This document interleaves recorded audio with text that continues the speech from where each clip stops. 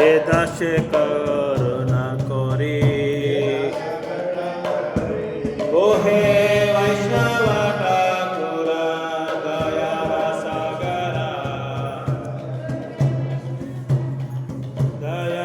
সাগরা এ দাসে করুণা করি দিয়া পাদা ছায়া সোদেহ মায়া তোমার চরণ ধরি দিয়া পাদা ছায়া সোদেহ মায়া তোমার চরণ ধরি দিয়া পাদা ছায়া সোদেহ মায়া তোমার চরণ ধরি ওহে বৈষ্ণব ঠাকুরা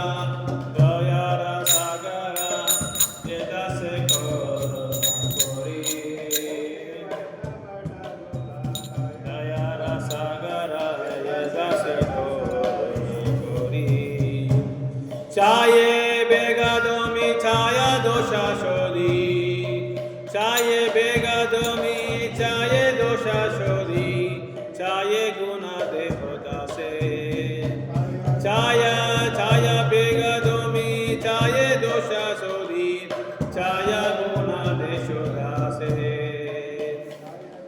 ছায়া সৎসঙ্গ দে হয়ে আমারে বসেছি সঙ্গের আসে ছায়া সৎসঙ্গ দে হয়ে আমারে বসেছি সঙ্গের আসে ওহে বৈষ্ণব ঠাকুরা দয়ার সাগরা এ দাসে করুণা করি ওহে বৈষ্ণব ঠাকুরা দয়ার সাগরা এ দাসে করুণা করি একাকী আমারা নাহি পায়া বালা একাকী আমারা নাহি পায়া বালা হরিনাম সংকীর্তনে একাকী আমারা নাহি পায়া বালা হরিনাম সংকীর্তনে তুমি কৃপা করি শ্রদ্ধা বিন্দু দিয়া দেহ কৃষ্ণ নাম দানে তুমি কৃপা করি শ্রদ্ধা বিন্দু দিয়া দেহ কৃষ্ণ নাম দানে ওহে বৈষ্ণব ঠাকুরা দয়ার সাগরা এ দাসে করুণা করি কৃষ্ণ সে তোমারা কৃষ্ণ দিতে পারো তোমারা শক্তি আছে কৃষ্ণ সে তোমারা কৃষ্ণ দিতে পারো তোমারা শক্তি আছে আমি তো কঙ্গালা কৃষ্ণ কৃষ্ণ বলি দৈতাবা পাছে পাছে আমি তো কঙ্গালা কৃষ্ণ কৃষ্ণ বলি দৈতাবা পাছে পাছে কৃষ্ণ সে তোমারা কৃষ্ণ দিতে পারো তোমারা শক্তি আছে আমি তো কঙ্গালা কৃষ্ণ কৃষ্ণ বলে দহিতাবা পাছে পাছে কৃষ্ণ সে তোমারা কৃষ্ণ দিতে পারো তোমারা শক্তি আছে আমি তো কঙ্গালা কৃষ্ণ কৃষ্ণ বলি দৈতাবা পাছে পাছে ওহে বৈষ্ণব ঠাকুরা দয়ার সাগরা এ দাসে করুণা করি দিয়া পাদা ছায়া সোদেহ আমায় তোমারা চরণ ধরি ওহে বৈষ্ণব ঠাকুরা দয়ার সাগরা এ দাসে করুণা করি হরে কৃষ্ণ কৃষ্ণ কৃষ্ণ কৃষ্ণ হরে হরে হরে হরে রাম রাম হরে হরে জয় গৌরানিতায় জয় গৌরানিতায় গৌরানিতায় জয় গৌরানিতায় জয় গৌরানিতায় জয় গৌরানিতায়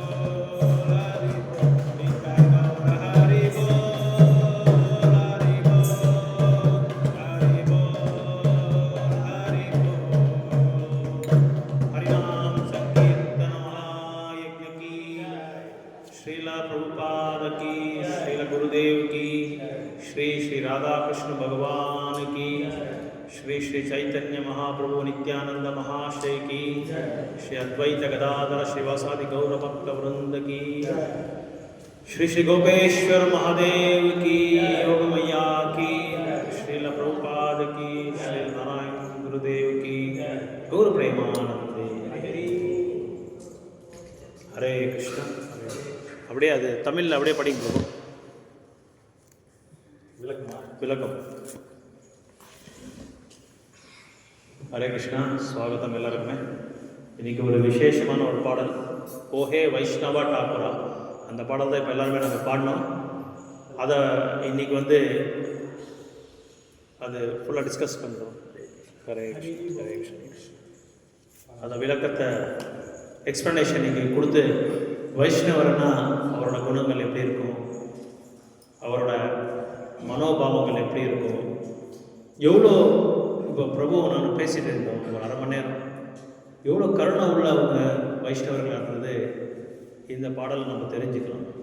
முதல்ல வைஷ்ணவர் யார் அப்படின்னு சொல்லி நம்ம முதல்ல புரிஞ்சிக்க வேண்டிய ஒரு கட்டளை இருக்குது. வைஷ்ணவா அப்படின்னா விஷ்ணு பக்தர் அப்படின்னு சொல்லி சொல்லப்பட்டிருக்கு. அப்போது விஷ்ணு பக்தர் வந்து பகவானோட ரொம்ப கருணை உள்ளவர் அப்படின்னு சொல்லி சொல்கிறாங்க ஆச்சாரியாஸ். பகவானே பிரபு இப்போ சொல்லிட்டு இருந்தார், கருணை கடல் அப்படின்னு சொல்லிட்டு இருந்தான், பேசிட்டு இருந்தோம். அவரே ரொம்ப கருணை கடல்னா பக்தர்கள் வைஷ்ணவர்கள் வந்து அவரோட அப்பாற்பட்டவர், பகவானுக்கு சமானமாக யாரும் இல்லை, அவருக்கு அப்பாற்பட்டவர் யாரும் இல்லைன்னு சொல்லி நம்ம கீதையில் சொல்லப்பட்டிருக்கு.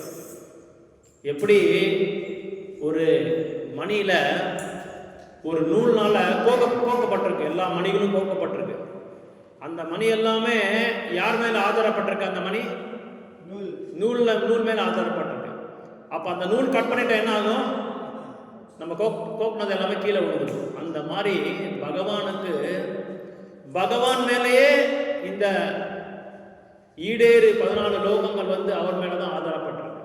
எல்லா பிரம்மாண்டங்களும், அப்படி ஒரு பிரம்மாண்டம் இல்லை, பல பிரம்மாண்டங்கள், அகிலாண்ட கோட்டி பிரம்மாண்ட நாயக்கா அப்படின்னு சொல்லி சொல்றாரு. அவருக்கு அத்தனை பிரம்மாண்டங்களும் அவர் மேலே ஆதாரப்பட்டிருக்கு.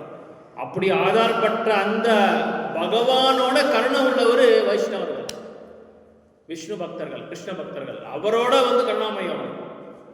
அந்த அளவுக்கு பகவானே வேண்டாப்பா, அவங்கள விட்டுருப்பா, பாவம், அவங்க ரொம்ப கஷ்டப்பட்டுருக்காங்க, அடுத்த தடவை பார்க்கலாம்னு சொல்லி பகவான் சொன்னால் கூட பக்தர்கள் விட மாட்டாங்க. இல்லை சுவாமி, நீங்கள் உங்கள் வேலையை பாருங்கள், நான் என்னோட சேவையை நான் பார்க்குறேன், எனக்கு சேவை கொடுத்துருக்கீங்க, அந்த சேவையை நான் பார்க்குறேன், அவங்கள எப்படியாவது இந்த பௌதிக கடல்லேருந்து வெளியே அவங்க நீக்க வச்சு உங்களோட ராஜ்யத்துக்கு கொண்டு வரதுக்காக தான் நான் முயற்சி பண்ணிட்டு இருக்கோம். அதனால் எங்கள் வேலையை எங்களுக்கு கஷ்டமாக இருந்தாலும் பரவாயில்ல சொல்கிறார் பகவான். சொல்கிறார், வேண்டாப்பா, உனக்கு கஷ்டமாயிடும், நீ ரொம்ப அப்புறம் கொடுமையான ஒரு வாழ்க்கையை நீ வாழ வேண்டியதாக இருக்குன்னா பரவாயில்ல அப்படின்னாரு. இந்த ஆந்திராவில் ஒரு இடம் இருக்குது, பேர் மறந்துட்டேன் அந்த இடத்துக்கு. அங்கே வாசுதேவ் பட்டான்னு சொல்லி ஒரு பக்தர், ரொம்ப உயர்ந்தமான வைஷ்ணவர்.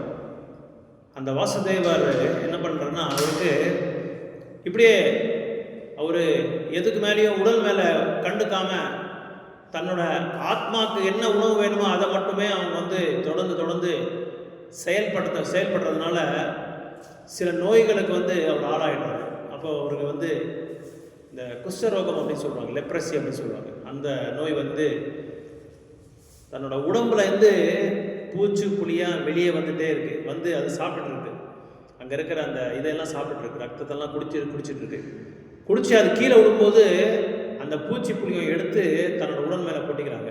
நான் வந்து ஒரு அன்டச்சபிள், என்னை யாரும் தொடமாட்டாங்க, அதனால நீங்களாவது என்னோட உடம்பை வந்து பயன்படுத்திக்கோங்கன்னு சொல்லி அந்த பூச்சிப்புலிகிட்ட பேசுகிறாங்க. இப்போ வைஷ்ணவரோட மனோபாவம் பாருங்கள் எப்படி இருக்குது, யாருமே என்னை தொடமாட்டாங்க, அப்போ நீங்களாவது பூச்சிப்புலிகிட்ட பேசுகிறாங்க, அந்த புழு பூச்சிக்கிட்ட பேசுகிறாங்க, இந்த உடலை வந்து பயன்படுத்திக்கோங்க, எப்படியாவது யாருக்குமே நான் உதவாமல் இருக்கிறேன் அப்படின்னு சொல்லி அவர் சொல்லும்போது, இது சைத்தன்ய மகாபிரபு காலகட்டத்தில் நடந்திருக்கிறது. அப்போ மகாபிரபு வந்து தென் இந்தியாவில் பயணம் பண்ணிகிட்டு இருக்கும்போது அப்படியே ஆந்திரா நோக்கி வராரு. அந்த சமயத்தில் மகாபிரபு இவர் வந்து பார்க்க வராரு. சாட்சாத் பகவான் சைத்தன்ய மகாபிரபு இங்கே இருக்கார் பாருங்க. அவரே வந்து இவரை பார்க்கறதுக்காக வராரு, வாசுதேவரை பார்க்கறதுக்காக வராரு. அப்போ பார்த்திக்கோங்க எவ்வளோ உயர்ந்தமான ஒரு பக்தரை சொல்லி நம்ம வந்து கற்பனை பண்ணிக்கலாம். அப்போ அவர் நேராக வந்து வாசுதேவா, அவர் பேசிகிட்டு இருக்கும் போதெல்லாம் இவர் கேட்குறார். சைத்தன்ய மகாபிரபு வந்து ஓரமாக நின்றுட்டு அங்கே கேட்டிருக்காரு, என்ன பேசுகிறார் இவர் சொல்லி கேட்குறாரு. எல்லாம் கேட்டுட்டு, என்ன உனக்கு இருக்கிற அந்த கருணை, அந்த மனோபாவம் யாருக்குமே இல்லையே, ஒரு பக்தருக்கும் இந்த மாதிரி இல்லையே, அவ்வளோ கருணை வச்சுருக்கீங்க நீ உள்ள, நீங்கள் பக்தரா இல்லைனா நீங்களே பகவானா அப்படின்னு சொல்லி கேட்குறாரு சைத்தன்ய மகாபிரபு. நீங்கள் யார் நீங்கள் அப்படின்னு சொல்லி கேட்குறாங்க. அந்த அளவுக்கு மகாபிரபுவோட இதயம் எல்லாமே கரைஞ்சிடுது. அவரை பார்த்த உடனே ஐஸ்கிரீம் கரைஞ்ச மாதிரி, வெயிலில் வச்ச ஐஸ்கிரீம் எப்படி கரைஞ்சிது, அந்த மாதிரி இதயம் எல்லாமே கரைஞ்சிடுது அவர்.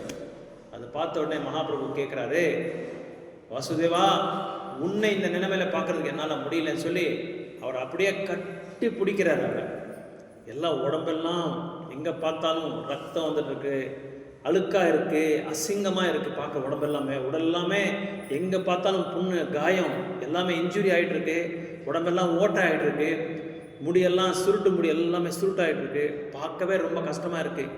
அவரை போய் மகாபிரபு கட்டி பிடிக்கிறாரு. இது வந்து போய் இது கிடையாது, கதை கிடையாது, உண்மையாக நடந்துருக்குது ஆந்திராவில்.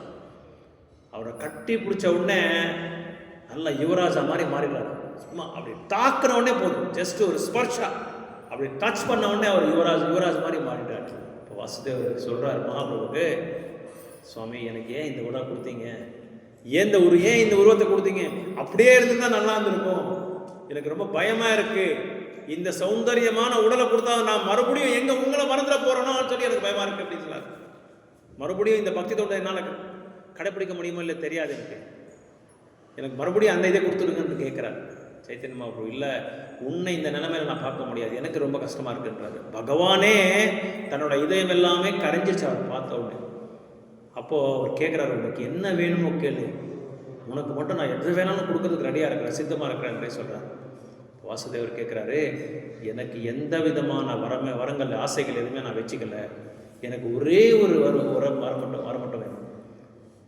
எப்படியாவது இந்த கட்டுண்ட ஆத்மாக்களை வந்து கஷ்டத்துக்கு ஆளாக்காம உங்களோட அந்த திவ்யமங்கல ஸ்வரூபத்தை அவங்களுக்கு தரிசனத்தை கொடுத்துருங்க, தரிசனத்தை கொடுத்து உங்கள் பக்தி தொண்டில் அவரை ஈடுபடுத்தினாலே போதும், வேறு எனக்கு எது வேண்டாம் சொல்லி கேட்குறாங்க. அப்போது வைஷ்ணவரோட மனோபாவம் தான் நல்லா இருக்கணும், மற்றவங்களை வந்து எப்படியாவது போகணுன்ற ஒரு மனோபாவம் உங்ககிட்ட இருக்காது. எப்பவும் மற்றவங்க நல்லா இருக்கணும், நான் என்னாலும் பரவாயில்ல. அவர் சொல்கிறாரு, இன்னொன்று என்ன சொல்கிறாருன்னா, நான் என்ன நரக லோகத்தில் இருந்தாலும் நான் பரவாயில்ல அப்படின்றாரு. நான் அங்கே போனாலும் பரவாயில்ல, என்னை அங்கே அனுப்புங்க பரவாயில்ல, ஆனால் ஒன்று உங்களோட சேவையில் நான் இருக்கணும். நரக லோகத்தில் இருந்தால் கூட நான் உங்கள் சேவையில் நான் ஈடுபடுத்திட்டே இருக்கணும், எப்போவும் உங்கள் சேவையிலே நான் இருக்கணும், உங்கள் நாமத்தை நான் வந்து ஜபம் பண்ணிகிட்டே இருக்கணும், உங்கள் பக்தரை கூட எனக்கு சத்சங்கம் வேணும். இது ரெண்டு மட்டும் எனக்கு கொடுத்தா போதும், நீங்கள் எங்கே வேணாலும் எப்படி வேணாலும் என்னை வந்து தூக்கி போடுங்க. சைத்தன்ய மகாபிரபு சொல்றாரு சிக்ஷாஷ்டகம்ல, அஸ்லிஷ்ய வாபாதர்த்தன் பேஷ்டமாம் மர்மஹதம் கரோத்துவா யதா ததா வா விததாத்தலம் பட்டோ மத்தார்ப்பணனா கஸ்து சேவனாபரா அப்படின்னு சொல்றாரு. சைத்தன்ய மகாபிரபு கிருஷ்ணர்கிட்ட பேசுறாரு அவரே. ஏன்னா அவர் பக்த அவதாரமாக வந்தார் கலியுகத்தில் வந்து. மகாபிரபு வந்து பக்த அவதாரமாக வந்து எப்படி வந்து கிருஷ்ண பிரேமையை அடையணும் அப்படின்னு சொல்லி நம்மளுக்கு காட்சி கொடுத்தாங்க.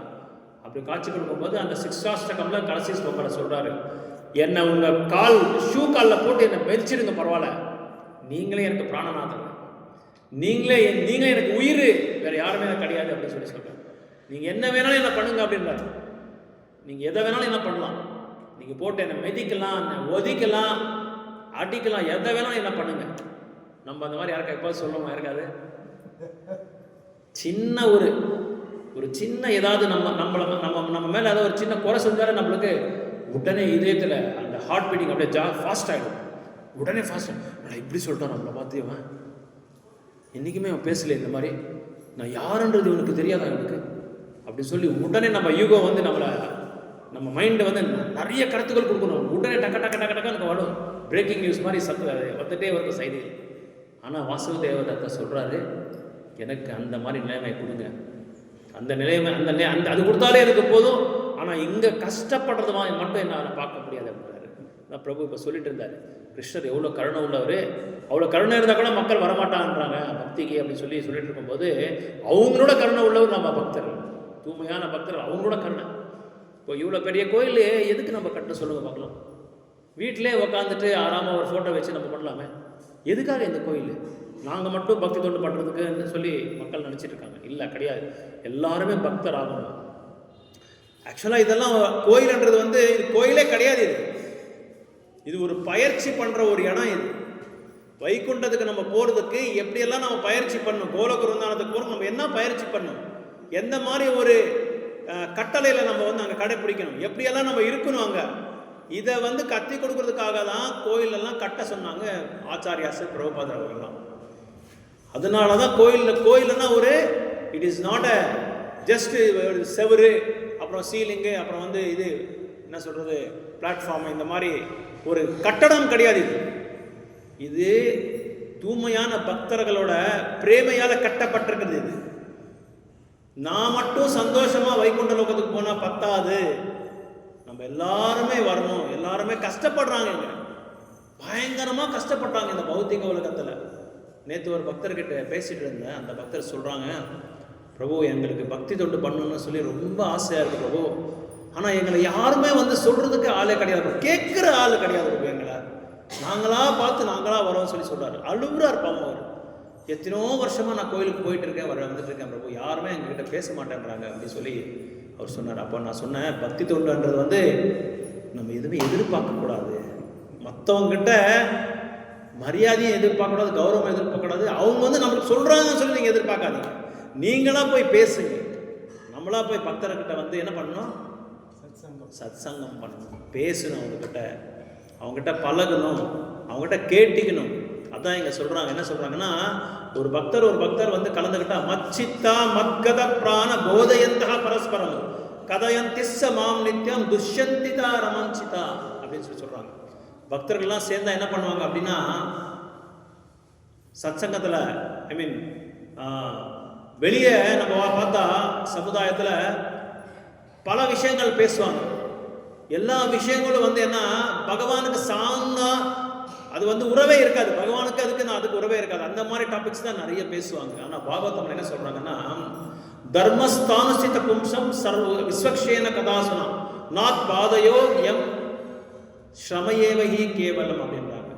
நம்மளோட வாழ்க்கையே வந்து சூன்யமாயிடும், எல்லாமே நஷ்டமாயிடும், நம்ம லேபரெல்லாம் வேஸ்ட் ஆகிடும். எப்போ பகவானை பற்றி பகவானுக்கு சார்ந்த டாபிக்ஸோ பகவானுக்கு சார்ந்த அந்த கருத்துக்கள் நம்ம பேசாமல் இருந்தால் நம்ம அந்த இதெல்லாமே வாழ்க்கை எல்லாமே ஸ்ரமயேவஹி கேவலம் அப்படின்றாங்க. எல்லாமே கேவலம். என்னாச்சு, அந்த இதெல்லாமே நம்ம லைஃபே வேஸ்ட்டு. நான் லாஸ்ட்டு வகுப்புல கூட உங்களுக்கு சொல்லிட்டு இருந்தேன், அம்மா வந்து 2 வாழ்க்கையை வந்து கைவிட்டாங்க. எதுக்காக? பீஷ்மரை வதம் பண்ணணும்னு சொல்லி. ஸோ அந்த ஒரே ஒரு நோக்கத்திலே பீஷ்மரை வதம் பண்ணணும்னு சொல்லி என்ன பண்ணார், எல்லாமே கைவிட்டார். பாருங்க, பீஷ்மர் மாதிரி ஒரு பெரிய உயர்ந்தமான ஒரு மகாஜன், அவரில் கூட ஒரு தவறுகள் இருக்குன்னு சொல்லி மகாபாரதத்தை சொல்கிறாங்க. அவர் கூட தப்பு பண்ணிட்டாங்க. சரியான சமயத்தில் அவங்க சரியான நிர்ணயத்தை எடுத்துக்கிற decision making was very weak அப்படின்னு சொல்கிறாங்க. அதனால தான் சில நிர்தாரங்கள் எடுக்கும்போது நம்ம என்ன செய்யணும், நம்ம இன்டென்ஷன் கரெக்டாக இருக்கணும், நம்மளோட உத்தேசம் கரெக்டாக இருக்கணும், அப்புறம் நம்ம வந்து ட்ரூத்ஃபுல்லாக இருக்கணும், அதாவது நம்ம சத்தியமாக இருக்கணும். அது எல்லாமே என்ன ஆகணும், நம்ம இன்டெலிஜென்ஸ் இருக்கணும், நல்லா நம்மளோட பிரெயின்ஸ் எல்லாம் யூஸ் பண்ணணும். இப்படியெல்லாம் இருந்தால் தான் நம்ம அப்புறம் வந்து இம்ப்ளிமெண்டேஷன் இஸ் வெரி இம்பார்ட்டன்ட். நம்ம என்ன பண்ணுறோம் அப்படின்னா, இல்லை வேண்டாம், நான் தூரமாக இருந்து பேசுகிறேன், சரியா போய்ட்டு நான் அது கிட்ட வந்துடுவேன், சரியா போய்ட்டு. ஸோ அது தூரமாக இருந்தால் பேசினா கரெக்டாக இருக்கும். அது அடிக்கடி நான் கிட்டே வந்துடுவேன், அந்த இதில் தெரியறதில்ல பேசும்போது. ஸோ நம்ம என்ன செய்யறோம்னா, இம்ப்ளிமெண்டேஷன் இருக்காது. நம்ம பக்தி தொண்டு வந்து பண்ணிட்டு இருக்கும்போது என்ன பண்ணுவோம் அப்படின்னா, இப்படி பண்ணணும், இப்படி இந்த மாதிரி பிளான் பண்ணிக்குவோம், இந்த மாதிரி பண்ணணும், காலையில் நகர் சங்கீர்த்தன் போகணும், காலையில் மங்களாரத்தி பண்ணணும், நாமஜபம் பண்ணணும், பாகவதம் படிக்கணும், இது எல்லாமே நம்ம வந்து ஸ்கெட்யூலில் போட்டிருப்போம். ஸ்கெட்யூலில் போட்டால் நம்ம என்ன செய்யணும், அது எழுது மட்டும் சில பேர் வைப்பாங்க, அது ஒரு நல்ல ஒரு ஹேபிட் தான். ஆனால் அது எழுதிருக்கிறது எதுவுமே செயல்படுத்துறது இல்லை நம்ம வாழ்க்கையில். அதனால தான் நம்மளோட லைஃப்பில் வந்து பக்தி தொண்டில் வந்து முன்னேற்றத்தை நம்ம பார்க்கவே முடியாது. அதனால தான் அந்த டெசிஷன் மேக்கிங்கிறது ரொம்ப ரொம்ப இம்பார்ட்டண்ட்டு. இது வந்து நமக்கு தெரியாமையே இருந்துட்டு இருக்கு. டெசிஷன் மேக்கிங்னா தீர்மானத்தை நம்ம எடுத்துக்கிற பாருங்க, அந்த தீர்மானத்தை எடுத்துக்கும் போது ரொம்ப எச்சரிக்கையாக கேர்ஃபுல்லாக நம்ம இருக்கணும். அது எடுக்கிறதுக்கு முன்னாடியே நம்ம இன்டென்ஷன் கரெக்டாக இருக்கணும், நம்ம உத்தேசம் வந்து சரியாக இருக்கணும். இந்த மாதிரி இந்த உத்தேசத்தை தான் நம்ம பண்ண போகிறோம், லோக கல்யாணத்துக்காக நம்ம பண்ண போகிறோன்றது அந்த உத்தேசம் வந்து நம்மளுக்கு கரெக்டாக இருக்கணும். அந்த உத்தேசம் கரெக்டாக இருந்தால் தான் அப்போ என்ன ஆகுது, நம்ம கிட்ட இருக்கிற அந்த பவித்திரத்தை, சுத்தம், அதாவது சுச்சி அப்படின்னு சொல்லுவாங்க, நம்மளோட பியூர் என்ன சொல்கிறது, பியூர் டிவோஷன் சர்வீஸ் வந்து அதில் வந்து நிறைய பிரபாவத்தை வந்து கொடுக்குது.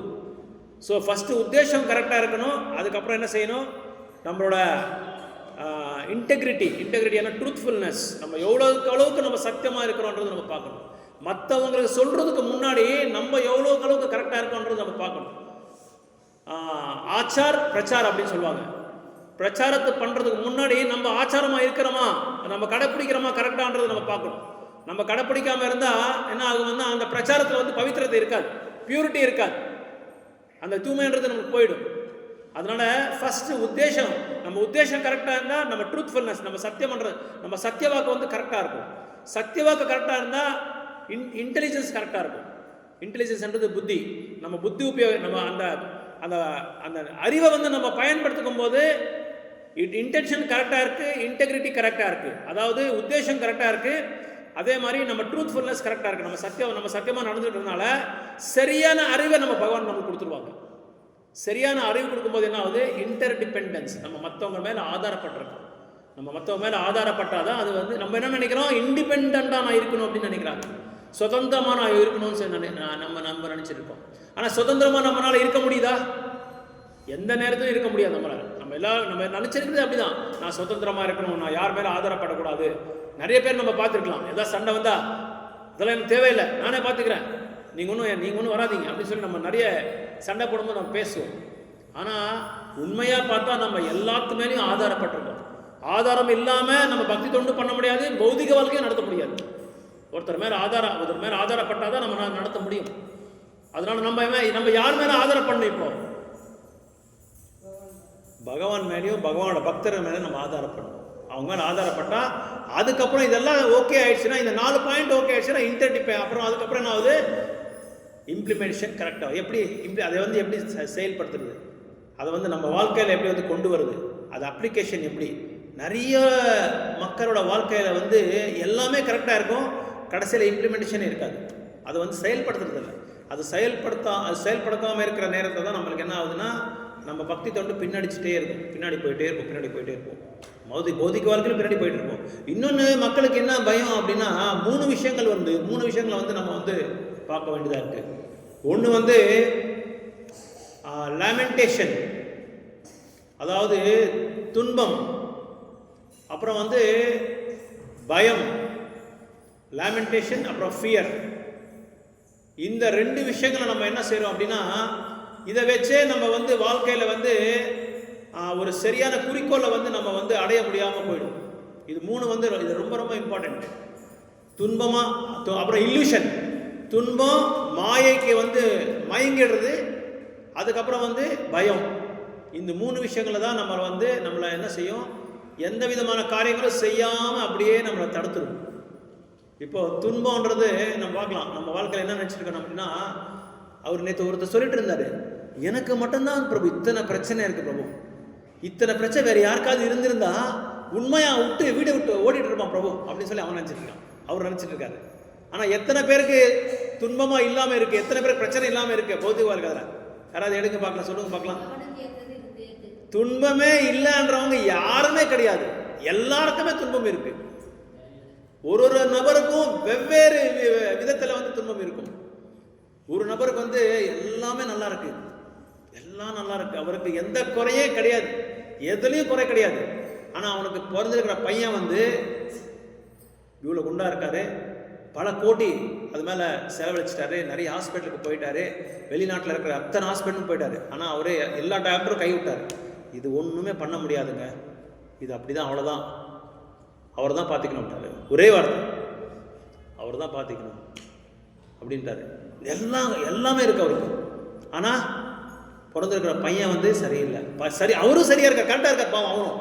அவரும் நல்ல ஆன்மீகமான ஈடுபாடு இருக்குது, நல்ல குணமுள்ள அவர், நல்ல புண்ணிய காரியங்கள் செய்கிறாங்க. ஆனால் அவருக்கு உடல் ப்ராப்ளம் இருக்குது. என்ன பண்ணுறது? இப்படி ஒருத்தராக நம்ம பார்த்துட்டே போனால் பல பிரச்சனைகள் பல பேர்கிட்ட இருக்குது. நான் சந்தோஷமாக இருக்கிறேன் அப்படின்றவங்க யாருமே கிடையாது. நான் சந்தோஷமாக இருக்கின்றது எவனே கிடையாது, இது உலகத்திலே கிடையாது.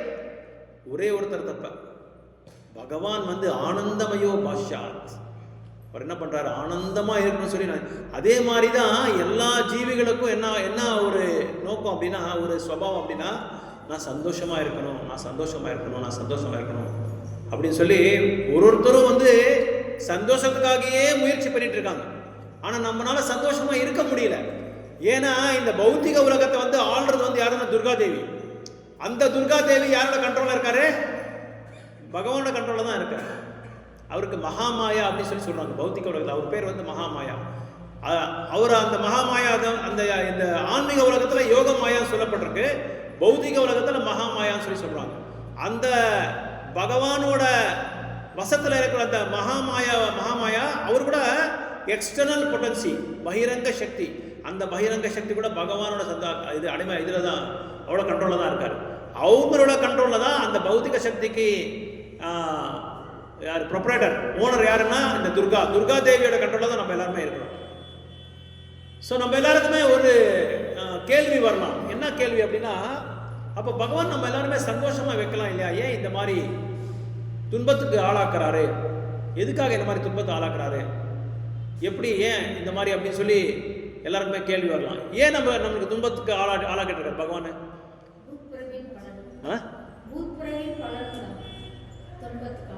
துன்பத்துக்கு ஆளாக்குறது. ஓகே, வேற ஆசைப்படுறதுனால துன்பம் வருது. Very good, right. காமேஷ குரோதேஷ ரஜோகுண சமுத்பவா. கீதையில கிருஷ்ணன் சொல்றாரு, நம்மளுக்கு நீங்க சொன்ன மாதிரி ஆசைகள் நிறைய வளர்ந்துட்டே இருக்கு.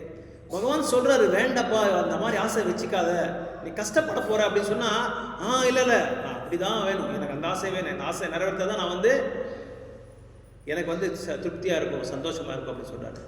எவ்வளவுதான் நம்ம வந்து பகவான தன்னை என்ன செய்றாரு? பகவத்கீதாவோட செய்தி அது மூலமா செய்தி கொடுக்குறாங்க, பாகவதத்தின் மூலமா செய்தி கொடுக்குறாங்க, பக்தர்களை அனுப்புறாங்க, வைஷ்ணவர்களை அனுப்புறாங்க, குருமார்கோட குழு அனுப்புறாங்க. யார் என்ன சொன்னாலும் என்ன பண்ணுவோம், நம்ம வந்து இப்படி கேட்டுட்டு இந்த காதை விட்டுருவோம். ஒரு கிராமத்தில் ஒருத்தர் வந்து பலசரி கடை வச்சிருக்காங்க. அவருக்கு ஆன்மீகத்தில் ரொம்ப ஈடுபாடு. அதனால அவர் என்ன பண்றாருன்னா, 6 மணிக்கு கடை மூடிடுறாரு. கடை மூடிட்டு, அந்த காலத்துல இந்த மாதிரி இதே மாதிரி தான் 6 மணிக்கு மேலே யாரும் வேலை செய்யறது இல்லை. இவங்களுக்கெல்லாம் தெரியும், 6 மணிக்கு மேலே யாரும் வேலை செய்யறதில்லை. விவசாயத்துக்கு போவாங்க, இல்லை வியாபாரத்துக்கு போவாங்க, பண்ணிட்டு முடிச்சுட்டு எல்லாமே 6 மணிக்கெல்லாம் உட்காந்துருவாங்க. அப்போ எல்லாம் ஒரு பெரிய ஆலமரம் இருக்கும், அந்த ஆலமரத்துக்கு எல்லாருமே வந்துடுவாங்க. எங்கள் தெலுங்குல ரச்சான்னு சொல்லுவாங்க. ரச்சதகர் கூச்சனேஸ்தர் வந்துடணும். இப்போ தமிழில் என்ன சொல்கிறாங்க தெரியாது, ரச்சைக்கு. அங்கே எல்லாருமே வந்து உட்காந்துட்டு ஹரிகதா, என்ன கதா? ஹரிகதா. நம்ம கிருஷ்ண கதா அப்படின்னா அந்த மாதிரி ஹரிகதா நடந்துகிட்டே இருக்கும். ஹரிகதா சொல்ல எல்லாருமே வந்து கேட்பாங்க. கேட்டுட்டு என்ன பண்ணுவாங்க, இவரு ஒரு பாய் எடுத்துட்டு போவார். எப்போ கீழே உட்கார முடியாது சொல்லி அவரு போகாம கூட ஒரு ஆளையும் கூட்டிட்டு போறாரு, அவர் பையனும் கூட்டிட்டு வராரு. வாடா, நல்லா நம்ம கேட்கலாம், நல்ல விஷயங்கள் தெரிஞ்சுக்கலாம் அப்படின்னு சொல்லி.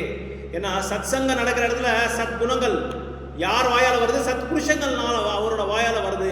அதனால நம்ம என்ன செய்யலாம், அங்க உட்காந்து கேட்கலாம் வா அப்படின்னு சொல்லி பையனை கூட்டிட்டு வராங்க.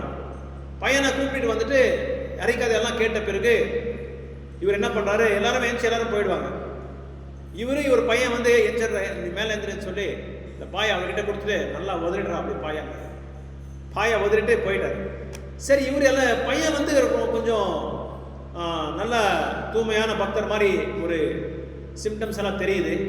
அதனால பையன் என்ன பண்ணுறான், சொல்றதெல்லாம் நல்லா கேட்டிருக்கான். சாது என்ன சொல்றாங்க எல்லாம் கேட்டுக்கிட்டு கடையில் போய் உட்காந்து, அப்பா வெளியே போய் பர்ச்சேஸுக்கு போறாரு, இவன் கடையில் உட்காந்துருக்கான். இவன் சேல்ஸ் பண்ணிட்டு இருக்கும்போது நியாயமா நீதியா அயோக்கியத்தனம் பண்ணாம ஓரளவுக்கு லாபத்தை வச்சுட்டு வித்துட்டு இருக்கான். அப்போ அப்பா வந்து பட்டணத்துக்கு போயிட்டு இல்லை கணக்கு கேட்குறாரு, என்னப்பா என்னென்ன வித்த என்னன்னு சொல்லி. இல்லைப்பா இந்த மாதிரி இது வித்திருக்கேன், இது ரேட் இந்த ரேட் வித்திருக்கேன். அடா பாவி, நான் சொன்னது என்ன, நீ செஞ்சது என்னடா அப்படின்னு சொல்றாங்க. என்னப்பா சொன்னீங்க, இந்த மாதிரி தான் இந்த ரேட்டு தான் நான் விற்க சொன்னேன், நீ என்னடா இப்படி பண்ற, இவ்வளோ கம்மியாக ரேட்டுக்கு வித்துருக்க, நீ நம்ம எப்படிடா பொழைக்கிறது அப்படின்னு சொல்கிறோம். இல்லைப்பா நீங்கள் வந்து ஹரிகதாக்கு கூட்டிகிட்டு போனீங்க இல்லையா, அங்கே அந்த சாது சொன்னதெல்லாம் நான் கேட்டேன்.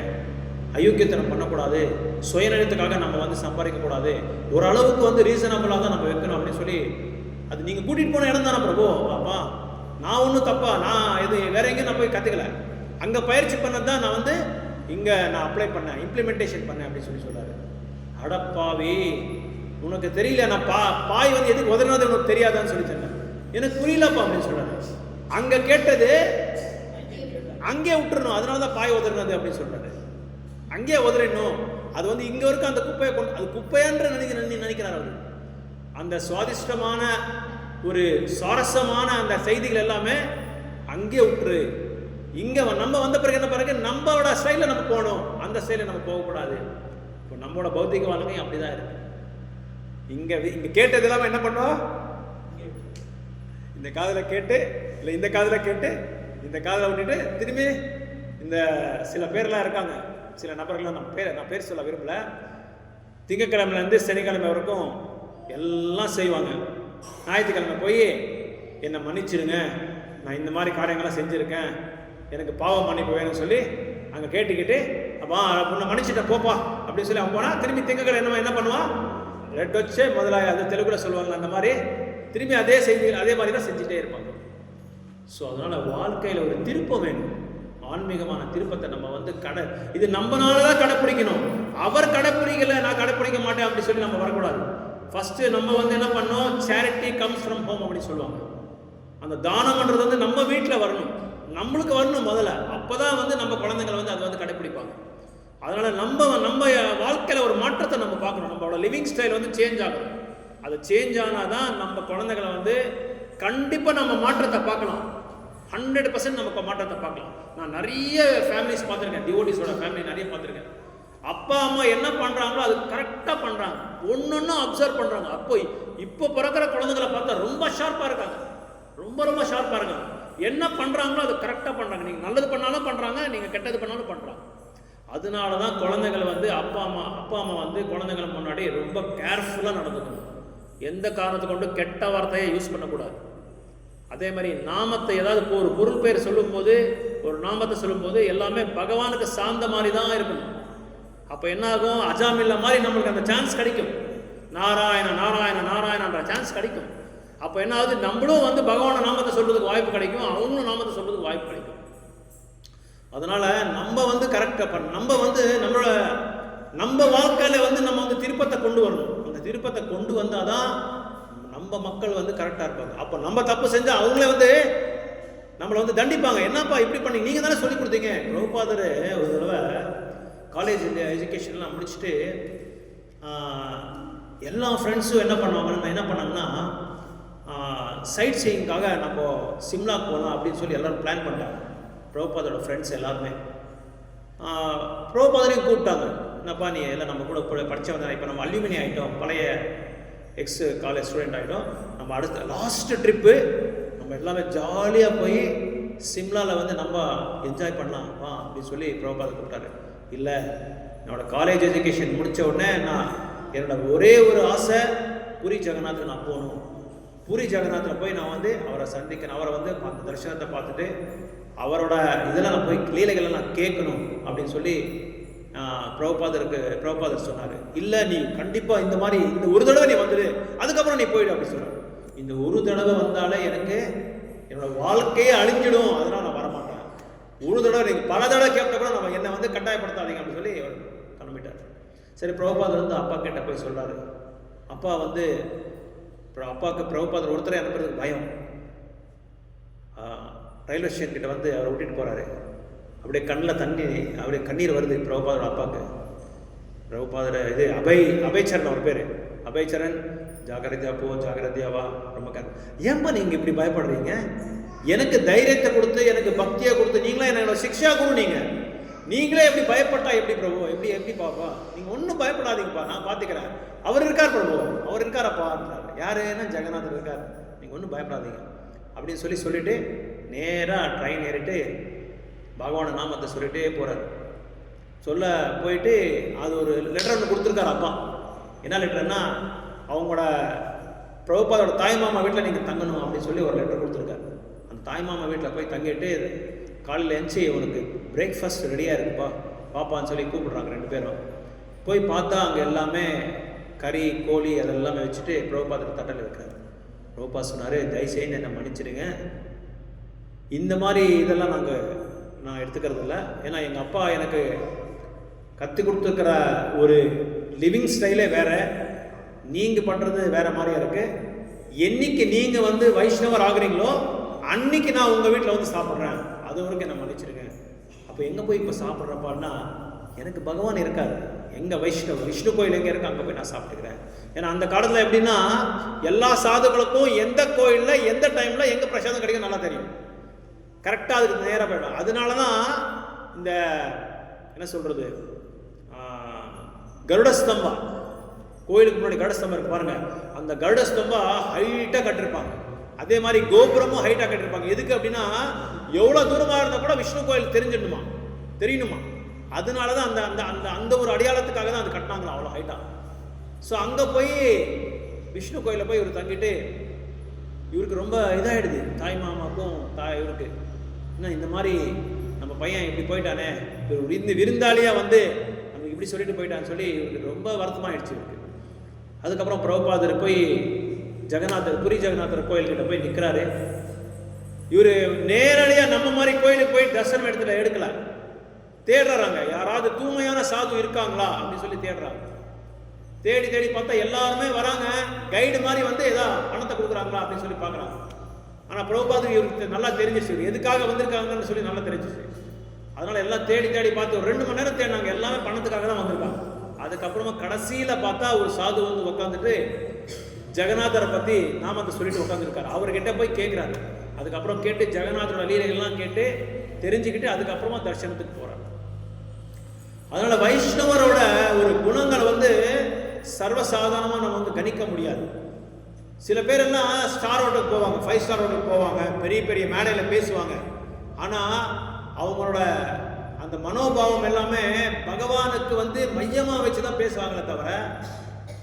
பிரபுபாதர் கூட ஒரு தடவை கேட்டார், என்ன சாமிஜி நீங்கள் வந்து பெரிய பெரிய காரெல்லாம் போகிறீங்க, காஸ்ட்லி காரெல்லாம் போகிறீங்க, ஜெயினிசமில் பாருங்கள் சாதுக்கள் எப்படி இருக்காங்க, நடந்து போயிட்டு இருக்காங்க எல்லா இடத்துக்கும் அப்படின்னு சொன்னார். பிரபுபாதர் சொன்னார், அவங்கள மாதிரி நான் நடந்துகிட்டே போனால் இந்த உலகத்தில் ஒரு ஆத்மாவை கூட நான் பக்தராக்க முடியாது. நான் இங்கே வந்து காஸ்ட்லி காரில் போகிறதோ ஃப்ளைட்டில் போகிறதோ எதுக்காகனா அவரோட சேவைக்காக தான் நான் போயிட்டுருக்கேன். அவரோட சேவையில் வந்து நான் பயன்படுத்துறதுக்காக தான் எல்லாமே பயன்படுத்திருக்கேன். அதனால் நம்ம வந்து ஒரு நவீனமான பொருட்களை வந்து நம்ம பயன்படுத்திக்கலாம். ஆனால் யாருக்காக பயன்படுத்திக்கணும்னா அவருக்காக நம்ம பயன்படுத்திக்கணும், அவரோட சேவைக்காக நம்ம பயன்படுத்திக்கணும். நான் நிறைய பேர் கேட்பாங்க, நீங்களாம் பக்தர்கள் மொபைலில் யூஸ் பண்ணக்கூடாது, ஐபேட் யூஸ் பண்ணக்கூடாது, கம்ப்யூட்டர் யூஸ் பண்ணக்கூடாது அப்படின்னு சொல்லுவாங்க. அவங்களுக்கெல்லாம் என்ன பதில் அப்படின்னா, பகவானுக்காக நம்ம எதை வேணாலும் யூஸ் பண்ணிக்கலாம், அவரோட சேவைக்காக பிரச்சாரத்துக்காக எதை வேணாலும் நம்ம யூஸ் பண்ணிக்கலாம். ஆனால் அது துர்விநியோகம் பண்ணக்கூடாது, அது வந்து மற்ற இதுக்காக நம்ம வந்து பயன்படுத்தக்கூடாது அப்படின்னு சொல்லி ஆச்சாரியாஸ் அப்படி சொல்கிறாங்க. ஸோ அதனால் இந்த வைஷ்ணவர் அப்படின்றது வந்து ரொம்ப உயர்ந்தமான ஒரு நிலை. வைஷ்ணவர் ஜெகநாதாஸ் பாபாஜி மகாராஜோட டிசப்பியரன்ஸ் டே முந்தா நேற்று நடந்தது நினைக்கிறேன். அவர் 146 வருடம், அவருக்கு எத்தனை வருடம்? 144 வருடங்கள் இருந்தாங்க. அந்த அவர் தான் சைத்தன்ய மகாபிரபு வந்து எங்கே இருக்காரு, எங்கே தோன்றாருன்றது காமிச்சு கொடுத்ததே அவர் தான். நவதீப்பில் அவர் ஒரு தடவை அந்த மகாபிரபுவோட அந்த இது பார்க்கறதுக்காக பக்தர்கள் கூட கூட்டிட்டு சங்கீர்த்தன் பண்ணிட்டு போயிட்டு இருக்கும்போது அந்த இடத்த வந்த உடனே என்னாச்சு, 146 வயசு அவருக்கு. உடனே எதிர்த்து அந்த கூடையில் வந்து எடுத்துட்டு போறாரு அவரை. அந்த கூடையிலேருந்து குதிச்சு அப்படியே டான்ஸ் ஆட ஆரம்பிச்சிட்டார். கூடையிலேருந்து நம்மளால 35-40 வயசுல கூட கூடையிலேருந்து எதை குதிக்க முடியாது. 146 வயசுல எது குதிக்கிறாரு, குதிச்சுட்டு அங்கே டான்ஸ் ஆடுறாரு. பகவானை பற்றி நகை சங்கீர்த்தன் பண்ணி குதிச்சுட்டே இருக்கார், டான்ஸ் ஆடிட்டே இருக்கார். அதான் உண்மையான வைஷ்ணவனோட அந்த மனோபாவம் அந்த மாதிரி இருக்கும். இத்தனைக்கு வந்து எந்த சாஸ்திரங்களும் படிக்கல அவர், ஆனால் அவரோட சேவை எல்லாமே பகவானுக்கே அர்ப்பணம் பண்ணிட்டாங்க, அங்கிதம் பண்ணிட்டாங்க. அப்போ முழு வாழ்க்கையை அங்கிதம் பண்ணிட்டாங்க. ஸோ அவரோட ஃபுட் ஸ்டெப்ஸை தான் பக்திவினோத் தாக்கூர் மகாராஜ் வந்து ஃபாலோ பண்ணார். பக்திவினோத் தாக்கூர் மகாராஜோட கட்டளைகள் தான் ஸ்ரீல பக்தி சித்தாந்த சரஸ்வதி கோஸ்வாமி வந்து ஃபாலோ பண்ணாங்க. அதுக்கப்புறம் அவங்களோட ஃபாலோவர்ஸ் எல்லாமே அவரை அழிச்சிட்டு போனாங்க. இப்படி பக்தி சித்தாந்த சரஸ்வதி கோஸ்வாமி, ஏன்னா வைஷ்ணவர்களை வந்து நம்ம புரிஞ்சிக்க முடியாது, சில கருத்துக்களெல்லாம் கொடுப்பாங்க வைஷ்ணவர்கள், நம்ம வந்து புரிஞ்சிக்க முடியாது. இவர் கௌரகிஷோர் பாபாஜி மகாராஜ் வந்து உடல் விடுறதுக்கு முன்னாடி என்ன சொல்லிட்டு போனார் அப்படின்னா, என்னை வந்து நவதீப் பூமியில என்னை கட்டி இழுத்துட்டு போங்க அப்படின்னு சொன்னாங்க. என்னை கட்டி இழுத்துட்டு போயிட்டு அதுக்கப்புறமா என்னை வந்து அந்த அந்திம சம்ஸ்காரங்கள்லாம் பண்ணிடுங்க அப்படின்னு சொல்லி அவங்களோட அவங்களோட சங்கிகளாக இருப்பாங்க, அவங்க சங்கிகளாக சொன்னாங்க. ஏன்னா அவருக்கு சீடர்கள் யாரும் கிடையாது. கௌரகிஷோர் பாபாஜி மகாராஜ் சீடர் கிடையாது, ஒரே ஒரு சீடர் தான், பக்தி சித்தாந்த சரஸ்வதி கோஸ்வாமி மகாராஜ் ஒருத்தர் தான் அவருக்கு சீடர். அப்போ அந்த கௌரகிஷோர் பாபா சொன்னது இங்க அந்த சங்கிகளெல்லாம் கேட்டுக்கிட்டு அவர் உடல் விட்டு பகவானோட ராஜ்யத்துக்கு போகும்போது அவரை சொல்ல மாதிரியே அவர் சொன்னார் இல்லையா, அந்த கட்டளையில அவரை வந்து கயிறை போட்டு கட்டி அந்த நவதீப் தாமத்தில் வந்து இழுத்துட்டு போறாரு. ஏன் அப்படி சொன்னாரு அப்படின்னா, பகவான் சைத்தன்ய மகாபிரபு வந்து லீலைகள் பண்ண இடம் அது, அவரோட பாத ஸ்பர்ஷம் அங்க பட்டிருக்கு.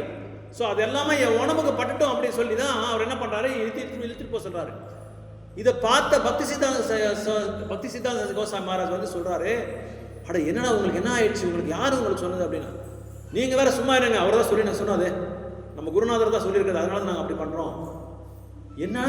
ஏன்னா வைஷ்ணவர்கள் சில டைம்ல என்ன சொல்றாங்கன்றது வந்து உள்நோக்கம் வேறையா இருக்கும். அவர் சொன்னது அப்படி கிடையாது, ஒரு நல்ல பெரிய ரதத்தை வந்து செஞ்சு அவரை உட்கார வச்சு நல்லா கீர்த்தன் பண்ணி சங்கீர்த்தன் பண்ணி அவரை வந்து கொண்டு போங்க, அவரு அப்படி சொல்லியிருக்கலாம். ஆனா நம்ம அப்படி பண்ணக்கூடாது. ஒரு ஆச்சாரியா, ஒரு கோபியரோட அவதாரம், அவரை போய் நம்ம இப்படி பண்ணலாமா? ஸோ அதனால வைஷ்ணவர்கள் ஏதாவது சொன்னா உள்நோக்கம் இருக்கும், அதில் அது நம்ம நல்லதுக்காக தான் சொல்லுவாங்க, நம்மளோட நல்லது கெட்டதை வந்து கரெக்ட் பண்றதுக்காக தான் அவங்க சொல்லுவாங்கன்றது வந்து நம்ம தெரிஞ்சுக்கணும். ஸோ இன்னைக்கு அதான் இந்த வைஷ்ணவர்களை பத்தி சொல்ல சொல்ல சொல்ல சொல்ல பல விஷயங்கள் நம்ம வந்து கற்றுக்கலாம். எப்படி வைஷ்ணவர்கள் தான் வாழ்க்கையை நடத்தினாங்க, எப்படி வந்து செயல்பட்டாங்க, எப்படி பக்தி சேவையை பண்ணாங்க அப்படின்னு சொல்லி நிறைய விஷயங்கள் இருக்கு. நீங்க அதான் சொல்றாங்க, படிங்க பிரபு, அது ஃபர்ஸ்ட் பேராகிராஃப் படிங்க. O venerable Vaishnava Thakura, O ocean of mercy, be merciful to me, your servant, and purify me by the shade of your lotus feet. Your feet I humbly hold. பெரும் மதிப்புக்குரிய வைஷ்ணவ தாகுராரே, கருணை கடலே, என் மீது கருணை காட்டுவீராக. உமது திருவடி நிழலை கொண்டு இந்த சேவகனை தூய்மைப்படுத்துவீராக. நான் திருவடிகளை பற்றி கொண்டுள்ளேன். ஸோ இங்கே சொல்கிறாங்க, பக்திவினோத் டாக்கர் மகாராஜ் சொல்கிறாங்க, வைஷ்ணவர்கள் யார் அப்படின்னா கருணை கடல் அப்படின்னு சொல்கிறாங்க. கடலில் வந்து எத்தனை லிட்டர்ஸ் ஆஃப் தண்ணி இருக்குன்னு சொல்லி நம்ம வந்து கணிக்க முடியாது. அதே மாதிரி வைஷ்ணவோட கருணையை வந்து என்றைக்குமே வந்து இவ்வளோதான் சொல்லி நம்ம கணிக்க முடியாது. அந்த அளவுக்கு கருணை கடல் அவரு. ஸோ அப்படிப்பட்ட வைஷ்ணவரோட அந்த திருப்பாதை இருக்கிற திருப்பாதையோட நிழல் வந்து எனக்கு நீங்க கருணையா கொடுத்தா போதும். அந்த நிழல் அவர் லோட்டஸ் ஃபீட் கூட இல்லை, அவரோட பாதை கூட இல்லை, திருப்பாதை கூட, அவரோட பாதையோட நிழல், அந்த நிழல்ல வந்து நான் கட்டியா பிடிச்சிக்கிறேன் அப்படின்றாரு. கட்டியா பிடிச்சிக்கிறேன், எனக்கு வேற எதுவுமே வேண்டாம் சொல்லி சொல்றாரு. ஓகே, நெக்ஸ்ட் படிங்க. அதை பிடிச்சிக்கிட்டு நான் வந்து தூய்மை ஆயிடுறேன் அப்படின்னு சொல்றாரு. அப்படின்னா என்ன அர்த்தம்னா, அவங்களோட கட்டளைகளை வந்து நம்ம ஃபாலோ பண்ணாலே போதும், அதை வந்து நம்ம கடைபிடிச்சாலே போதும், நம்ம வந்து தூய்மை ஆயிடுவோம். ஒரு தடவை ஸ்ரீபாத் ராமானுஜாச்சாரியர் வந்து ஒரு பகுதிக்கு போனார். அந்த பகுதியில் வந்து எல்லாமே சிவபக்தர்கள் தான் இருந்தார், எல்லா சிவபக்தர்களாக இருந்தார். அப்போ என்ன பண்ணாரு, இவர்கிட்ட ஒரு தூய்மையான ஒரு சீடர் இருந்தார், வைஷ்ணவ அவர் பேர் மறந்துருந்தாங்க, ஸ்ரீபாத் ராமானுஜாரோட சீடர் ஒருத்தர் இருந்தார். அவர் இவரு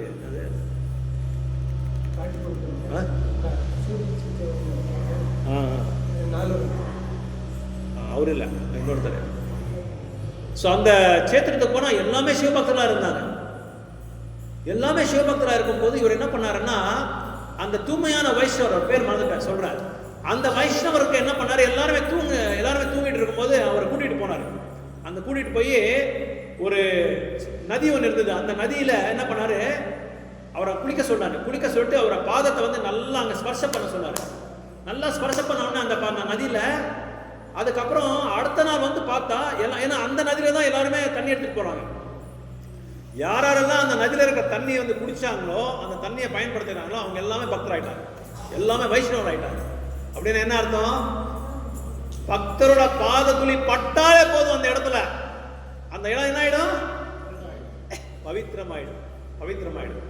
அதனால வைஷ்ணவரோட பாதை, அவர் கூட பாதை வைக்கல, ஸ்ரீபாத ராமாச்சார் கூட அந்த நதியில பாதை வைக்கல, அவரோட பக்தரோட தூய்மையான பக்தரோட பாதை அங்க வச்சாங்க, வைக்க சொன்னாங்க. வெச்ச சொன்ன உடனே அடுத்த நாள் எல்லாமே பக்தராயிட்டாங்க, விஷ்ணு பக்தராயிட்டாங்க. அந்த அளவுக்கு வைஷ்ணவர் வந்து கருணை உள்ளவர், பவித்திரம் உள்ளவர், தூய்மையான பக்தி தோட்டம் அவர்கிட்ட இருக்கு. Okay, next brother. உமது தாசனான எனது 6 உந்தல்களை கட்டுப்படுத்தி இந்த 6 உந்தல்கள் 6 உந்தல்கள் அப்படின்னா என்னன்னா 6 தவறுகள் நம்ம கிட்ட இருக்கு. வாச்சோ வேகம், மனசோ வேகம், ஜுஹ்வா வேகம், உதரபஸ்த வேகம் அப்படின்னு சொல்லி 6 ஆசைகள் நம்மளுக்கு இருக்கு. அந்த 6 ஆசைகளை வந்து யார் கடைபிடிக்கிறாரோ, யார் வந்து அதை கட்டுப்பாட்டில் வைக்கிறாங்களோ, அவங்க வந்து உலகத்தில் இருக்கிற அத்தனை பேரையும் வந்து சீடராக்கலாம். முக்கியமா இந்த நாக்கு, அப்புறம் வந்து வாச்சோ வேகம், அதாவது நம்ம பேசுற பேச்சு எல்லாமே வந்து பகவானுக்கு சம்பந்தமான இருக்கிற பேச்சா வந்ததான் நம்ம வந்து வாயை திறக்கணும், இல்லைன்னா வாயவே திறக்கூடாது அப்படின்னாரு ரூப கோஸ்வாமி சொல்றாரு. பக்தி இதுல உபதேசாமிருதா புஸ்தகத்தில் சொல்றாரு, நம்ம வந்து ஏதாவது பேசணும் அப்படின்னா பகவானுக்கு சம்பந்தமா இருக்கணும், அந்த மாதிரி கருத்துக்கள் தான் நம்ம பேசணும்.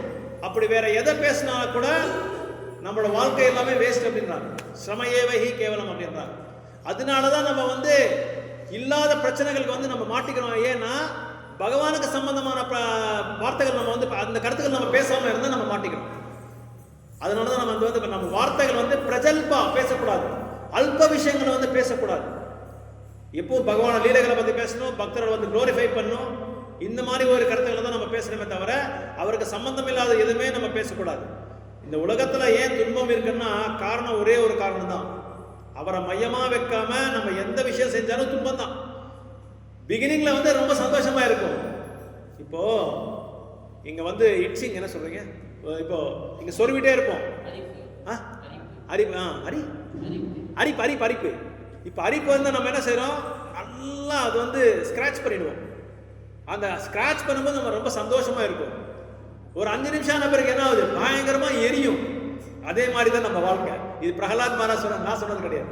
பிரகலாத் மகாராஜ் சொல்றாரு, ஃபர்ஸ்ட் நம்ம தொடங்கும் போது நல்லா சந்தோஷமா இருக்கும், நம்ம செய்யற பௌத்திக விஷயங்கள் எல்லாமே சந்தோஷமா இருக்கும், புலனின்பத்துக்கு சம்பந்தப்பட்ட எந்த விஷயங்கள் செஞ்சாலும் ரொம்ப ரொம்ப சந்தோஷமா இருக்கும். அதுக்கப்புறம் கடைசியில் என்ன ஆகும், அதே பெரிய நம்மளுக்கு பிரமாதமாயிடும். அரிப்பு நல்லா இருக்கும், நல்லா போட்டு பண்ணிட்டே இருப்போம், ஸ்கிராச் பண்ணிட்டே இருப்போம். அவர் 5 நிமிஷம் 10 நிமிஷம் சிவப்பாயிடும். சிவப்பான உடனே பயங்கரமா எரியும். நம்ம பௌத்திக வாழ்க்கையில நம்ம ஆசைகள், நம்ம பௌத்திக ஆசைகளோட அது பண்ணும்போது ரொம்ப சந்தோஷமா இருக்கும். அப்புறம் அது போக போக போக போக கடைசியில் என்ன ஆயிடும், அதே பெரிய பிரமாதமா மாறிடும் நம்மளுக்கு. அதே நமக்கு துன்பத்துக்கு காரணமாயிடும், அதே பிரச்சனை ஆயிடும். ஸோ வாச்சோ வேகம், நம்ம பேசுற பேச்சு என்னைக்குமே வந்து பகவானுக்கு சம்பந்தமா இருக்கணும், இல்லைன்னா நம்ம வாயாவே திறக்கக்கூடாதுன்றாங்க. ரூப கோஸ்வாமி சொல்றாரு, இந்த மாதிரி பெரிய தூய்மையான ராதாராணியோட பக்தர் அவர் சொல்றாரு, எந்த விஷயத்தை கொண்டு நம்ம வந்து அதுக்கு சம்பந்தமா இருந்தால் தான் நம்ம பேசணும். வாச்சோ வேகம், மனசா வேகம், நம்ம மனசுல எப்போ பகவானை கேந்திரீகரமா வச்சுக்கணும். பகவானோட லோட்டஸ் ஃபீட், அவரோட திருப்பாதை வந்து நம்ம கேந்திரீகரமா வச்சுக்கணும். அப்படின்னா என்ன அர்த்தம்னா, அவருக்கு சரணடைறதுக்கு என்னென்ன தேவையோ அந்த தேவைகளை நம்ம வச்சுக்கணும். வேற எதுவுமே நம்ம வந்து பண்ணக்கூடாது, வேற செயல்கள் நம்ம செய்யக்கூடாது. அப்படின்னா பௌத்திக வாழ்க்கையில் நம்மளுக்கு குடும்பம் இருக்கு, மக்கள் இருக்கு, அதெல்லாம் நம்ம பண்ணலாம். ஏன்னா நம்ம குரோஸ்டர் ஆயிடுச்சு இல்லையா, குரோஸ்டர் ஆகுறதுனால நம்ம அதை வந்து மேனேஜ் பண்ணிக்கலாம். நம்ம மேனேஜ் பண்ணிக்கிட்டு மற்ற சமயத்தில் வந்து நம்ம வந்து அதுக்காக நம்ம ஒதுக்கணும். அப்புறம் வாச்ச வேகம், மனசோ வேகம், உதரா வேகம், சாப்பாடு கூட ரொம்ப ரொம்ப important. We are what we eat அப்படின்னு சொல்லி இங்கிலீஷ்ல சொல்றாங்க. நம்மளோட குணங்கள் எல்லாம் எப்படி மாறுது அப்படின்னா, நம்ம சாப்பிட்ற உணவு மேல தான் ஆதாரப்பட்டிருக்கு. நம்ம என்ன சாப்பிட்றோமோ அந்த சாப்பாடுல என்ன குணம் இருக்கோ அந்த குணம் தான் நம்மளுக்கு வரும். அதனாலதான் சத்துவ குணத்துல இருக்கிற உணவை தான் நம்ம சாப்பிடணும் அப்படின்னு சொல்லி சொல்றாங்க. சத்துவ குணத்துல இருக்கிற ரஜோ குணத்துக்கு தமோ குணத்துக்கு சம்பந்தப்பட்ட எந்த உணவு சாப்பிட்டாலும் நம்ம என்ன ஆயிடுவோம், அதுக்கு தகுந்த மாதிரி நம்ம ரியாக்ட் ஆகிட்டே இருப்போம். இப்போ யாருக்கோ ஒருத்தருக்கு ஒரு செய்தி கொடுக்கணும், நம்ம ஃபோன் பண்ணி சொல்லணும், அப்பா இந்த மாதிரி ஆயிருக்கே, நீ சீக்கிரமா வரணும் அப்படின்னு சொல்லி அவர் சொன்னா இவர் மெதுவா பேசுவாரு. அவர் சொல்றவங்க வந்து கொஞ்சம் மெதுவா சொல்லிட்டு இருக்கும்போது அவர் கேட்கறவங்க என்ன பண்றாங்க, இன்னும் கொஞ்சம் சத்தமா சொல்லுப்பா, யோ வாய் அவனுக்கு எத்தனை வாடியா சொல்றது அப்படின்னு சொல்லுவோம். உடனே ரியாக்ஷன் வரும். ஏன் அந்த ரியாக்ஷன் வருது அப்படின்னா, அந்த சாப்பிட்ற நம்ம உணவில் வந்து ரஜோ குணம் இருக்கும், தமோ குணம் இருக்கும். அதனால தான் என்ன சொல்கிறாங்க, ஃப்ரெஷ்ஷாக பகவானுக்கு படிக்கணும், ஃப்ரெஷ்ஷாக சாப்பிடணும். எதுவுமே வந்து அழிஞ்சு போனது, கெட்டு போன சாப்பாடு, இந்த உணவு எல்லாமே நம்ம மேக்ஸிமம் அவாய்ட் பண்ணணும். அதே மாதிரி ரொம்ப காரமாக இருக்கிறது, உரப்பாக இருக்கிறது, ரொம்ப புளிப்பாக இருக்கிறது, இதெல்லாம் போடணும். எல்லாமே போட்டால் தான் அது ருசியாக இருக்கும். புளிப்பு இருக்கணும், கசப்பு இருக்கணும், இனிப்பு இருக்கணும், ரொம்ப உரப்பாக இருக்கணும், லைட்டாக உப்பு இருக்கணும், இதெல்லாமே இருக்கணும். ஆனால் கொஞ்சம் கொஞ்சமாக தான் நம்ம வந்து அதை வந்து பயன்படுத்தலாம். அளவோடு இருக்கணும். அளவுக்கு தானா எல்லாமே விஷமாயிடும். அதனால் அந்த சாப்பிட்ற உணவு வந்து அதே மாதிரி பிரசாதம்னு சொல்லி நம்ம வந்து அளவுக்கு மீறி கூட சாப்பிடக்கூடாது. எவ்வளோ நம்ம உடலுக்கு தேவையோ, எவ்வளோ நம்ம பகவானோட பக்திக்கு என்னென்ன எவ்வளோ சாப்பிட்டா நம்மளுக்கு கரெக்டாக இருக்குமோ அந்த அளவுக்கு சாப்பிட்டா போதும். இல்லைன்னா என்ன ஆகும், நிறைய சாப்பிட்றதுனால நாக்கை வந்து கண்ட்ரோல் பண்ண முடியாது நம்மளால. இந்த நாக்கை வந்து கண்ட்ரோல் பண்ணணும்னா பிரசாதம் தான். அந்த பிரசாதத்தை கூட ஒரு சில ஸ்டேஜ் தாண்டின பிறகு அதை வந்து நம்ம கண்ட்ரோல் பண்ணாமல் இருந்தால் அனாரோக்கியத்துக்கு வந்து குறி ஆகிடும். இப்போ ஸ்வீட்ஸ் நல்லா இருக்குன்னு சொல்லி நம்ம சாப்பிட்டு என்ன ஆகும், வயிறு கெட்டு போயிடும், டயபெட்டிஸ் வரும், அப்புறம் வந்து நம்மளால் சரியான சாதனை பண்ண முடியாது, அனாரோக்கியமாயிடும். எல்லாமே நம்மளுக்கு ஆசை நிறைய இருக்கு, ஆனால் அது வந்து ஒரு அளவுக்கு மீறி சாப்பிட்டா என்ன ஆகும், நம்ம வந்து அந்த அந்த நார்மல் லைஃபை வந்து நம்ம லீட் பண்ண முடியாது. அதனால உணவை வந்து கட்டுப்படுத்த சொல்றாங்க. எவ்வளோக்கு அளவுக்கு வேணுமோ. இது ரூபக சாமி, நீங்கள் பக்தி ரசாமிரம், இது உபதேசாமிரதம் சொல்லி புஸ்தகம் எழுதுகிறார். 11 ஸ்லோகா இருக்கு. அந்த 11 ஸ்லோகால ஃபர்ஸ்ட் ஸ்லோகா இதை வந்து கடைப்பிடிக்க சொல்றாங்க ரூப கோசாமி. இந்த மாதிரி அப்புறம் உதரம், அதே மாதிரி குழந்தைங்களை வந்து பண்ணிக்கிறது அவ்வளோதான், ஒரு அளவோடு தான். அந்த குழந்தைகளை பெற்றுக்கிட்டு அவங்களுக்கு கிருஷ்ண பக்தியை கொடுக்கணும். நம்ம அப்படி கொடுக்கலன்னா நம்ம வந்து தகப்பனாரே கிடையாது, தாயே கிடையாது, நீ ராஜாவே கிடையாது அப்படின்றாரு பாகவதம்ல சொல்றாங்க. ஸோ அதனால எல்லாமே அதுக்கு சார்ந்த மாதிரி தான் நம்ம இருக்கணும்னு சொல்லி ரூப கோசாமி சொல்றாரு. உபதேசாமிரத புஸ்தகம் நீங்க படிச்சுட்டா பக்தி தொண்டில் வந்து எவ்வளோ ஆழமாக இருக்கோ, அந்த ஆழமாக இருக்கிற கருத்துக்கள் எல்லாமே நம்ம என்னென்ன தவறுகள் செஞ்சுட்டு இருக்கோமோ எல்லா தவறுகளும் அது வந்து ஒரு இடத்த ஒரு பகுதியில் போட்டு ஒரு செக்ஷனில் கொடுத்துருக்காரு. அதாவது ஆதோஷ்ரத்தா வந்து பிரேமா வரும்போது 9 ஸ்டேஜஸ் இருக்கு, 9 டிவோஷன்ஸ் ஸ்டேஜஸ் இருக்கு. பக்தி நிலைகள் வந்து 9 நிலைகள் இருக்கு. அந்த 9 நிலைகளை வந்து 11 ஸ்லோகால வந்து அலங்காரம் பண்ணி வச்சிருக்காரு இவர் இவர் ரூப கோஸ்வாமி. ஸோ அந்த என்ன சொல்றது பிரபு, அதை படிங்க. கண்ட்ரோல் மை 6 அர்ஜஸ், அந்த 6 ஆசைகளை வந்து நம்ம வந்து கட்டுப்படுத்தணும் அப்படி சொல்றாங்க.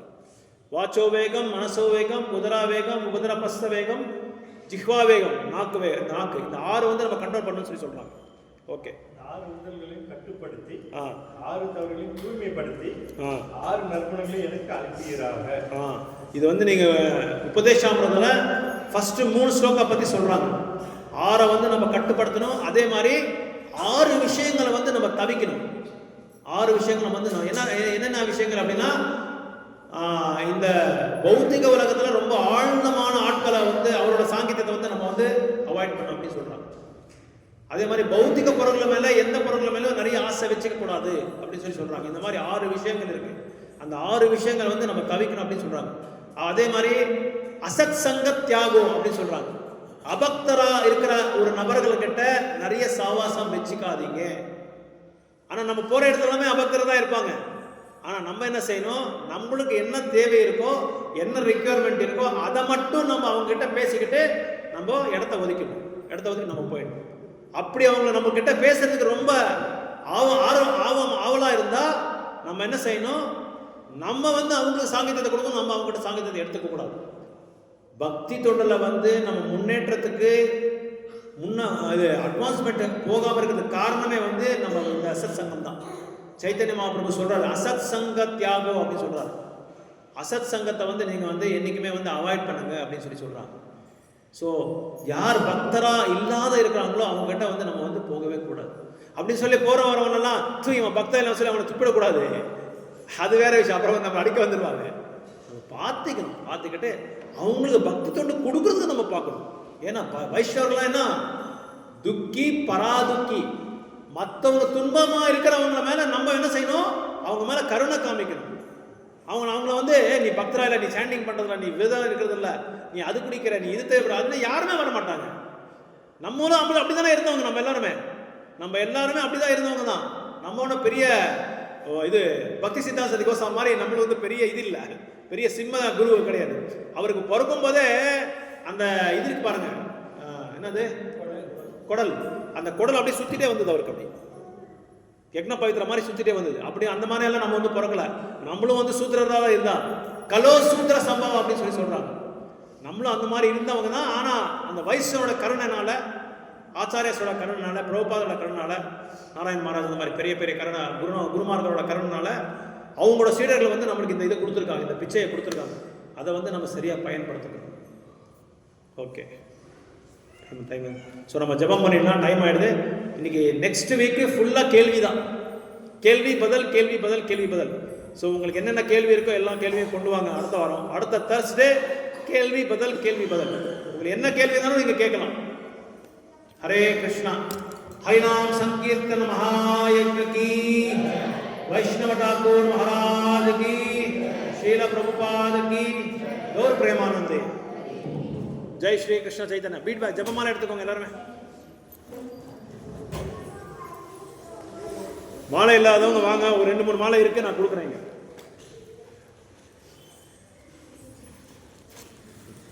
இல்லாதவங்க கொடுக்குறேன்.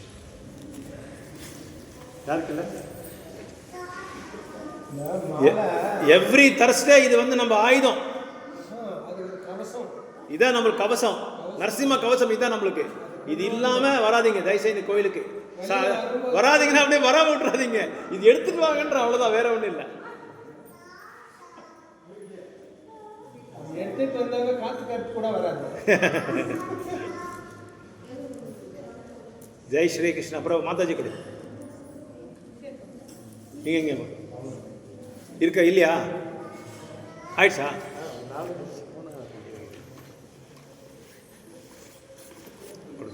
இதுல இல்லைல்ல, உங்களுக்கு வேணுமா?